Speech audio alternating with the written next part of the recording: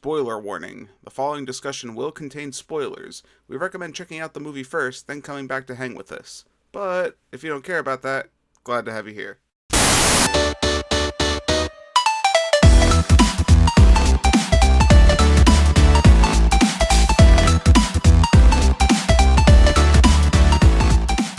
All right, everybody, welcome back to another episode of The Real Review. My name's Kevin. And I'm John. And we are your real movie guys. On today's episode, we're going to be taking a look at Back to the Future, Part 3. Stranded in 1955, Marty McFly learns about the death of Doc Brown in 1885 and must travel back in time to save him. With no fuel readily available to the DeLorean, the two must figure out how to escape the Old West before Emmett is murdered. So, John, we're finishing it up. This is the last of the franchise. You know, we're getting to the epic conclusion of the Back to the Future trilogy. Was this what you expected? It was a little different than what I expected. You know, as a kid, I don't... Again, I talked about my dealings with the second one and whatnot. So when I got to see them go to the Wild West, I was like, okay, that's kind of an interesting change compared to what we had initially. But you know what? There's evidence of it. They did set it up relatively well. Learn the amazing history of the Tannen family, starting with his great-grandfather, Buford Mad Dog Tannen, fastest gun in the West. Because there's a scene in Back to the Future Part 2 where Doc Brown's talking about his love of the Wild West, and it's the one place he always wished he traveled to. My only regret is that I'll never get a chance to visit my favorite historical era, the Old West. The time traveling is just too dangerous. Better that I devote myself to studying the other great history of the universe. Women. So it's not too surprising, right? In that regard, like, they did lay the groundwork. I question, though, should they have gone to the Wild West? That's maybe more my question. What do you think about that? No, I feel like they could have picked like a better place to go to. You know, I like the way it turned out and everything. Right. But I also feel like there was so much more they could have probably done. So let's talk about something I just want to address real quick. It's kind of like a positive and negative when it comes to this movie. We talked about earlier how Part 2 and Part 3 were filmed back to back, right? They they came out, I think, within a year or less than a year of each other. It's strange because Part 1 and Part 2 feel closer in tone than Part 2 and Part 3. Part 3 almost feels slightly disjointed from the first two, because I feel like they're really just going all out with the camp and the fun in this movie.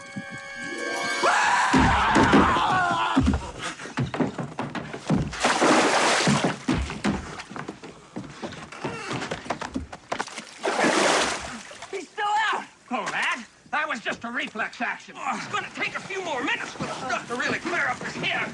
Perfect. Which I kind of get, because that's what the Wild West, you know, it's kind of just like, it's a fun period, right? Like it doesn't take itself too seriously. It never feels really dramatic at any times. It almost feels more into the realm of comedy than the other two. Like, this one definitely has more of a comedic tone overall. And it's strange because you would think 2 and 3 would be closer than 1 and 2.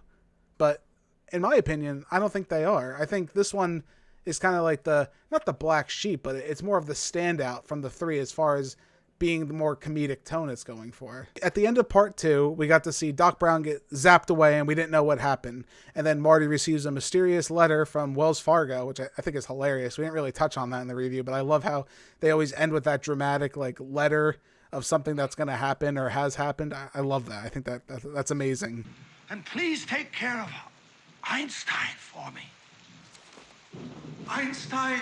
He's your dog, Doc. Einstein. It's what you call your dog in 1985.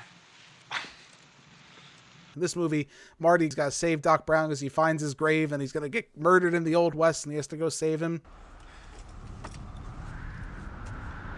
Oh, great Scott. Check this out.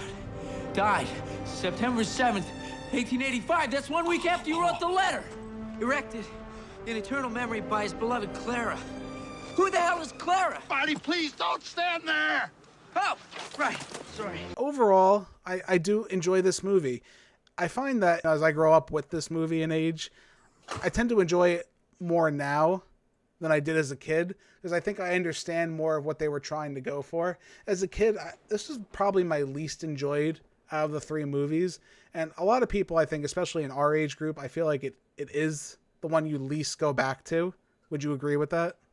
Yes. And it's weird because you would think the conclusion is something you want to see. Like, for example, other trilogies like Star Wars. You go back to Return of the Jedi. A lot of people really love Return of the Jedi and love to see the end of that.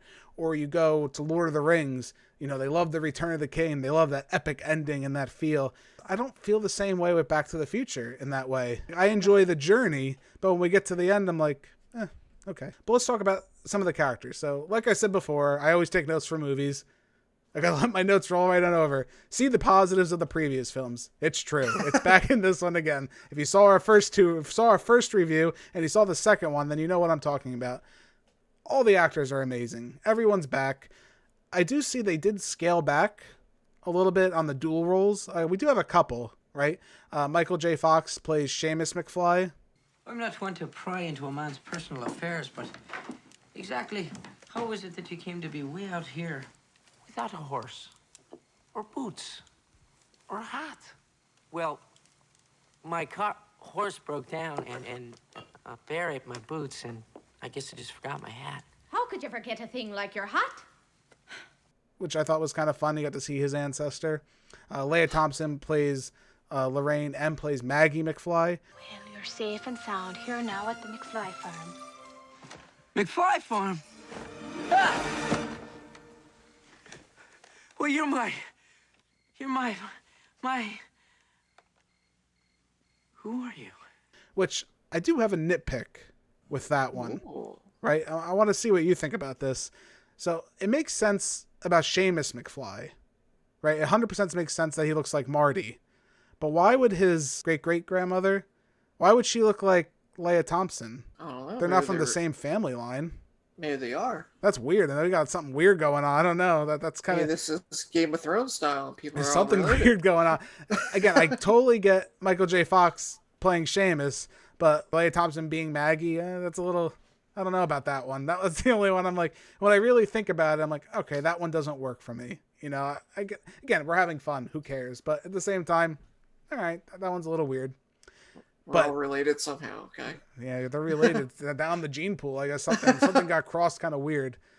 Last thing we got to really mention as far as actors, two actors I guess we should really talk about. Christopher Lloyd. I like to see Christopher Lloyd maybe more in the driver's seat in this movie. We got some fun character development with him. You know, he's just been the eccentric scientist up until this point, right? He was kind of just driving the plot forward with Marty. You can argue almost he wasn't a character, right? He had really no development. He was just kind of, I'm Doc Brown, I'm a genius, and I created the time machine. You know, he's just driving the plot along for Marty. So it was nice to see, I think, Part 3 took the chance to say, let's give Doc Brown more of a story, right? Let's give him a conclusion, an ending. Let's give him something. I think they do that. I like how they show he wasn't really like the love kind of guy. He kind of belittles love, like, oh, I can't fall in love. How could I fall in love with someone at first sight? Marty, it's impossible. The idea that I could fall in love at first sight is romantic nonsense. There's no scientific rationale for that. Come on, Doc, it's not science. You meet the right girl, it just hits you. It's like lightning. Marty, please don't say that. And then he meets Clara, played by Mary Steenburgen. You saved my life. Emmett Brown at your service, miss. I'm Clayton. Clara Clayton. Clara. What a beautiful name. And he just falls in love instantly, and he's like, enamored with her. And I like that. I like seeing Doc get a little more screen time and develop more as a character. I think that was a smart choice in a way to put Marty not in the back seat completely, but maybe more in the passenger side than have Doc Brown kind of drive the show in this instance. I really like that. I think that was a good idea. Gentlemen, excuse me, but my friend and I have to catch a train. Here's to you, blacksmith. And to the future. Amen. Amen. Emmett, no!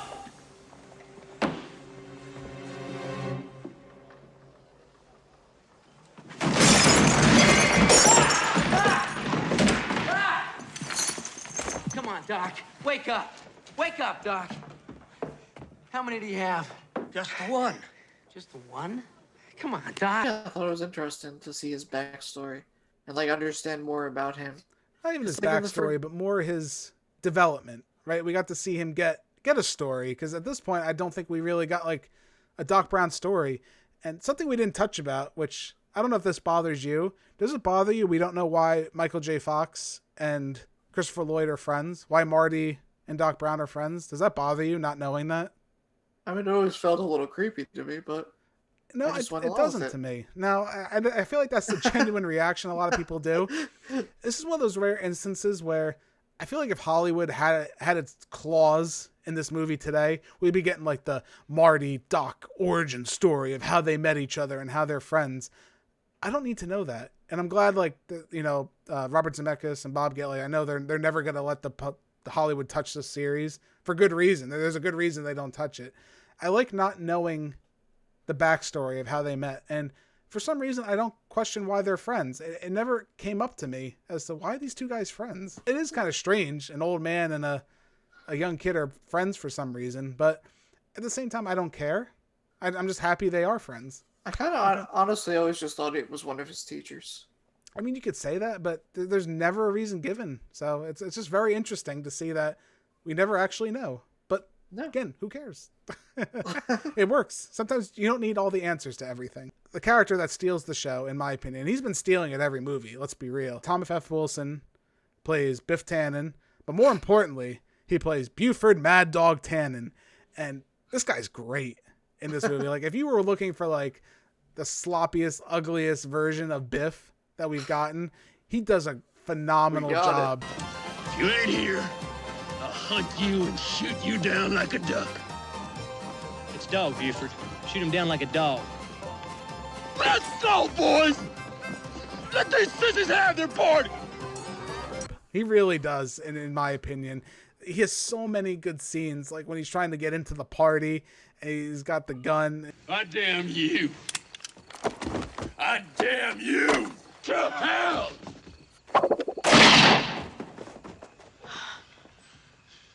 Or my favorite scene with him, hands down, my favorite scene is the end scene with him and Marty. Like, he shoots Marty in the chest when they're gonna have their duel, and then he's like, and he's like doing this like weird like dance.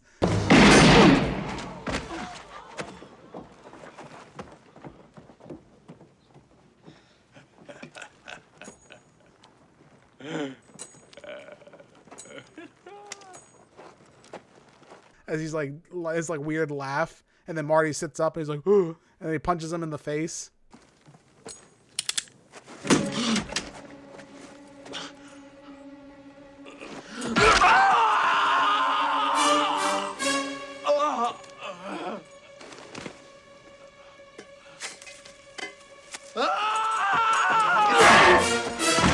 I love that scene, and Buford just does it great. He has some great lines. One of my favorite lines too is when they're talking about like what time they're gonna meet, and Marty's like, "I got 5 minutes." He's like, "No, you don't. Get out here." It's 8 o'clock, and I'm calling you out.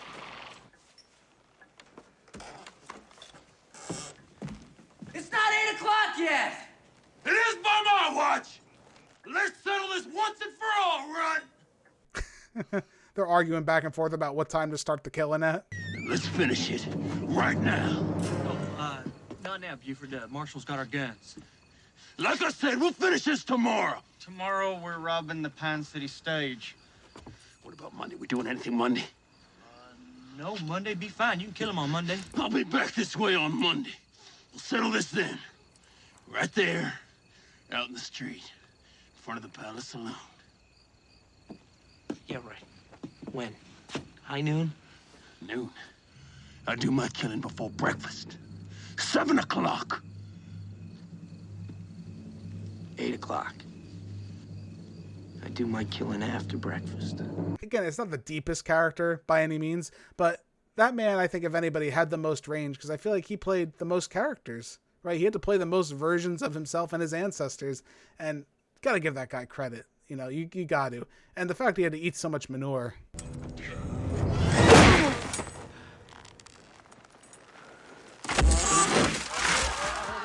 That sucks. I think he enjoyed manure.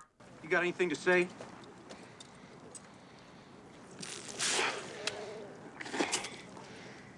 I hate manure. Last character we'll talk about, and it's interesting because you don't usually get late additions to the cast, especially in like a trilogy. Usually you just carry on with your same characters, but we brought her up. Mary Steenburgen gets added as Clara. I'm not 100% sold on Clara. Like, I think she's fine, and she's a good love interest for Doc Brown, but as a character, I don't particularly find her interesting, or do I really care about her? Dolly! And I wonder if the movie kind of feels the same way at times, because she's kind of just there to be a love interest. I don't think she really adds anything else to the movie, you can argue. But if you turn it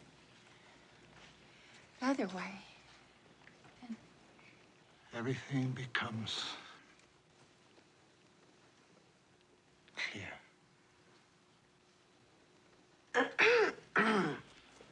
It was a good thing that they didn't try to go too much into her, though. Yeah, Like, 'cause I think it would have irked me, because something about her irks me at times. I don't know what it is, but it just there's something there. There's something there that bothers me. So something refreshing is, we talked about a little bit about the Old West in this movie. In some ways, I kind of do feel like it's refreshing to get a change after, you know, I kind of said in the last review where we talked about Back to the Future Part 2, how they referenced a lot of Back to the Future Part 1 and kind of cheated. It was kind of nice to see a movie just take place all in one location to some extent. We didn't use any old footage. Everything was new. The gags were recycled for sure. One of the gags, and it's weird, I never really noticed this as much before, is when Clara comes to visit Doc Brown and Marty when they're in the workshop. It's the same scene as Back to the Future Part 1 when Lorraine comes to visit Marty and they have like the DeLorean covered and everything like that. It's Clara! Quick, cover the DeLorean!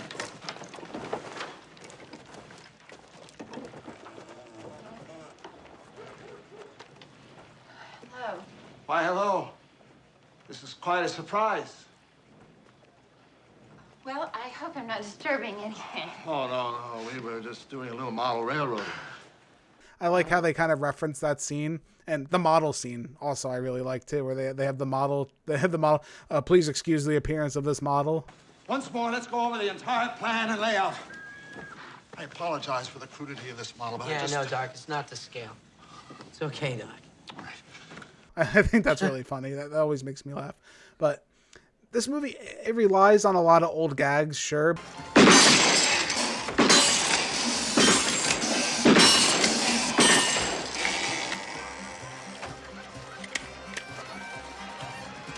Hey, just tell me one thing. Where did you learn to shoot like this? 7-Eleven. But it uses all new footage, so I think it tries to set up its own identity in this movie and tries to make itself feel like a conclusion. If anything, you know, we get to see all the loose ends kind of get tied up. You know, we get the loose end to the Marty storyline, which I wasn't really a fan of. Again, I get why it's in the movie. It's nice to see we had a conclusion to it with Flea. Nice set of wheel. Let's see what she can do. Next green light. No, thanks. What's the matter? Chicken? I think that's funny that he was even in this movie. It's funny. I didn't even when I was younger, I really didn't know much about the Red Hot Chili Peppers, but seeing it back now, like, oh, that's really funny in hindsight. Overall, I thought it was a good ending to the whole franchise and everything. Like you were saying, I thought that it was good that they kept it in one area this time, because I feel like going back to the well too much, making each movie the same, always makes it stale and dried out, and this one doesn't do that. So let's piggyback off that for a second. I'm more happy that they stayed in a new location, right? But part of me, at the same time, does make me miss the time jumping from part 2, where I like them going to different eras and seeing different things. So at times, I haven't really said this previously, and it hasn't come up till now, is this one kind of feels a little slower than the other two. Not dragging its feet slow, but because there's not too much happening and they're just in the Old West, at times I think it can feel slower, especially because we had such a jumping pace of the second one. Now we're just in one location.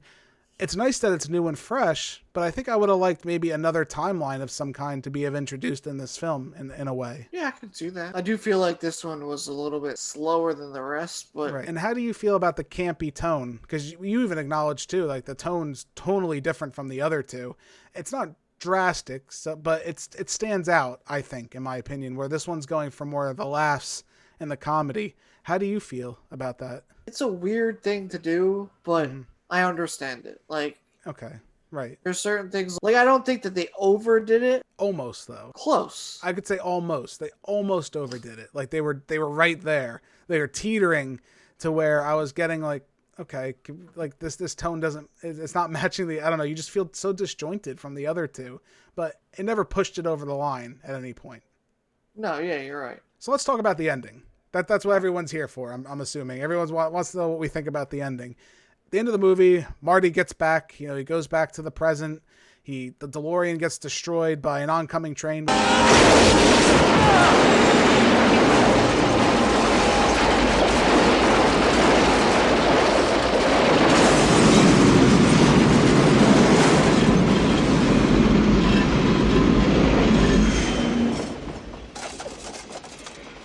Which is a pretty cool scene. I'm not gonna lie. I think that's pretty cool watching the DeLorean get destroyed. And then we see Doc Brown comes in a time-traveling, steam-powered train.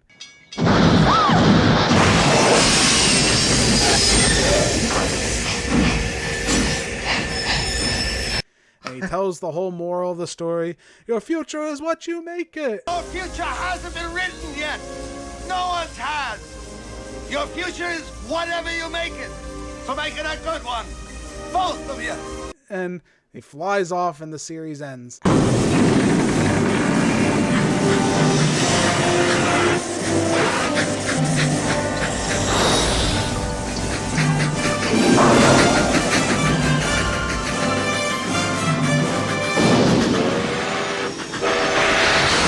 How do you feel about that ending? I thought it was a great ending. You thought it was a great ending? I did. I thought it had like a happy ending, and Doc just always makes me laugh, and that ending for him seems awesome to me. Well, you want to know what I think? You thought it sucked. Just bring it, bitch! No, I think it's a good ending. You thought I was going in a different direction there. No, it's a good ending. My only thing that bothers me, and it always bothered me since I was younger, is the flying train. I couldn't get behind that for some reason. I don't know what it was. The flying train just always bothered me, and it looks really bad. And I've complimented this series on its effects and its practicality a lot of the times. This is the one instance of really bad CG. I did not enjoy the flying train. It just seemed way too silly. You went way over the top for a movie about time travel and all the zaniness going on. That just pushed it a little over the top for me as far as it being connected. I get he had to go see Marty again. Do we need a flying train? No. I mean, would a regular train have made sense? Probably not, because there's not going to be train tracks everywhere they go, let alone them landing on the train tracks in general, and there's some logic issues there. Something that's positive about this movie, too, is there's a lot of good action set pieces in this movie. I feel like we never got a lot of action in the other movies. I think this one maybe had a little more, would argue, and that's good to have in a finale film. We had the initial scuffle at the beginning of the movie. Haven't had a hanging in a long time! You'll shoot the fleas off a dog's back at 500 yards, Tannen, and it's pointed straight at your head. We had the Clara chase down on the horses.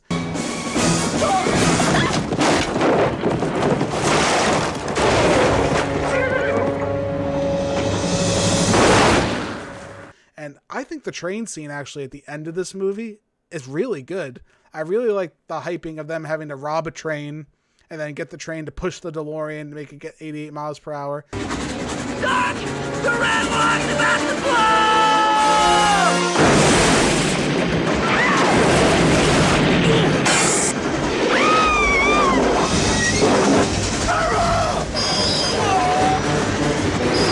Look, I think that's really clever overall. I really think that's a really cool idea. I even like when they rob the train and the guy's like they're holding him up. He's like, "Oh, you're trying to rob the train?" No, it's a science experiment. Is this a holdup?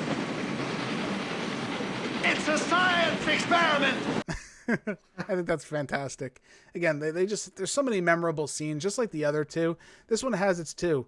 One of my favorite, overlooked scenes in this movie is when they're talking to Marty and Mad Dog's calling him out and he's not wanting to go out and he's sitting there and they're like, "You'll be a coward if you don't do it."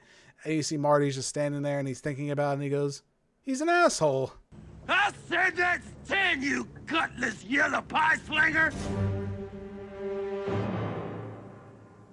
He's an asshole. For some reason, that's like one of my favorite scenes in the movie. It's something I always reference all the time whenever I think of like the character that's being like a real dick in a movie. For some reason, I always come back to like, he's an asshole line.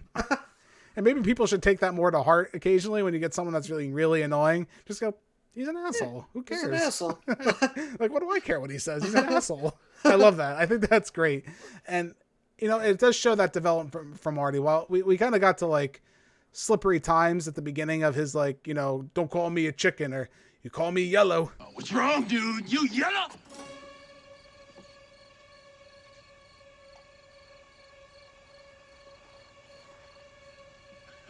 That's what I thought.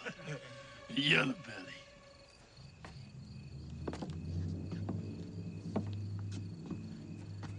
Nobody calls me yellow. Which they do in this movie, which again, gotta give him some credit. That was kind of funny. You went in a good direction there. It's nice to see like Marty, they kind of like closed the book on that and he kind of learned his lesson. And like you said, everyone has a satisfactory ending. I think overall, this movie did a really good job just tying up the loose ends. There's interesting thoughts where I've seen people talk about like, you know, Doc Brown seems like he's kind of a hypocrite in a lot of ways. Where like, oh, we can't mess too much with the timeline, but he's saving Marty's kids. He let Marty change his parents, and then he saved a woman's life, and now they're living outside of the timeline in existence. There's discussions to be had, but, you know, at the end of the day, like this movie, I think this film in particular tries to do, it's just telling you just have fun. Don't think too deep. Just have a good time and enjoy it. This film tells you only you can control your future. Yeah, they nail it home. They really do. That's a little heavy-handed. I'll give them that. The end was just a little like on the nose for me. It was like, oh, okay. I don't like when like they talk. It's not talking down to the audience, but telling me what I should be feeling and what I need to know. But that also comes in the realm of it being more of a family film. So the kids at home might not be picking up necessarily on that. So they got to tell you how you got to feel or what you're supposed to think at the end of the film. There's a lot of good things, but at the same time, you know, there's some things that I think this is probably the weakest entry in the series. The more I watch it, I think this one gets better with time. No pun intended. That being said, though, I think we're ready to give our final scores. I'm going to give Back to the Future Part 3 A-. Ready, gentlemen? The only problem is we'll never be able to show it to anybody. Smile, Doc. It's not the best movie by far in the series. I think there is some issues with tone changing randomly. Maybe being in the Wild West and not having some more time travel adventures being a little bit of an issue. But overall, this movie just set out to be a fun, good time, telling a Wild West story and closing a chapter to an amazing series. It's one of those movies, like, I would never recommend this movie by itself, but if you're going to watch Back to the Future, you got to do all three. There's no reason not to. John, where do you stand with this film? I'm going to give this movie a B+. Oh, look, pal, I don't want to buy a suit. No, this is for your coffin. My coffin? Well, the odds are running 2-1 against you. Might as well be prepared. It had everything the other ones had, but was done a little bit not as good. And I feel like it had so much to this movie, but I feel like the other ones are so much better. This one wasn't my favorite in the series. And I think that's the common opinion, right? For the most part, we're going to see a lot of people just say, like, this isn't their favorite one. But that doesn't mean it's bad. And B+ isn't bad. That's a good score. And I can totally understand where you're coming from. There's times where I've kind of teetered between, like, B+, A-. But it's one of those things where I look at the whole picture as a whole, and I look at the beginning to the end of the film, maybe understand me, at least in my opinion, understanding maybe where it was trying to go with, just using the Wild West and just having a good time. And me also loving Wild West movies kind of adds that extra layer. It didn't do anything super groundbreaking in this movie. I think part 1 and part 2 do that to a more successful extent. But at the same time, it's a good story, and I can't argue with, you know, my enjoyment of the film. Is it a masterpiece? No. But it's still a really good movie in my opinion. And for a lot of trilogies and series out there, I dare you, I challenge you to find, you know, a more hard-pressed series with successful films like this series. Before we wrap up, one last thing we'll just discuss real quick. Would you be opposed to seeing more Back to the Future? Like if they said tomorrow, let's make another one. How would you feel? I wouldn't be opposed to it, but I don't think that you should do it because I feel like now future movies are so unrealistic the way that they go with them. that I feel like they would just ruin this. In my opinion, I would say don't do it. And again, from what I gather, Bob Gale and Robert Zemeckis, they own the rights. This is one of those rare instances where the directors and the writer retain their rights to the film. So they're not going to release it for anybody at all. Like they're going to hold on to it. As far as like a sequel series or a prequel series or something in between, whatever that would be, no. Sometimes we make things and they just need to end. And this is a good example of Hollywood just needs to leave it alone. There's other time travel movies. Just do something different. You can make a time travel movie that doesn't have to be connected to Back to the Future. Just because you're slapping the name on it doesn't mean it would be part of this series. And to do anything else, I think wouldn't hurt these movies, because I don't think you can damage a series. Like people argue like Star Wars, like making sequels, prequels, damages the core. I don't necessarily believe that, because I still enjoy those movies. If I choose to just watch those, that's fine. But in this instance, I just don't need any more. I think this is fine, and I think they hold up enough, and I think they're well filmed. How they made these films, they hold up to today. They're still enjoyable, even though we're not living in the 80s. They're still relatable and still a really fun time. Back to the Future, an amazing series. We loved it across the board. Let us know what you guys think down in the comments below. John, where can the people find us at home? Well, you can leave your comments over on YouTube, where you can find us at The Real Movie Guys on YouTube. Comment there, like our channel, subscribe. Let us know what you thought about this movie, what you thought about the future. You can also find us on Twitter, at The Real Movie Guy on Twitter. You can also find us now on Instagram, The Real Movie Guys on Instagram and Facebook. You can also listen to us on many podcasting platforms, such as... Yes, for your listening pleasure, we are also available in podcast form at iTunes, Spotify, Anchor, Google Podcast, Overcast, Breaker, Radio Public, and Pocket Casts. Be sure to give us a listen to any of those fine places. If you already are right now, hey, greatly appreciate it. Just search out Real Movie Guys. You should pop right up. Thank you all again so much for joining us for this episode of The Real Review. My name's Kevin. That guy over there, he's John. We are your Real Movie Guys. Real guys, real movies, real thoughts. Don't forget, the future is real. We'll catch you next time. Great Scott!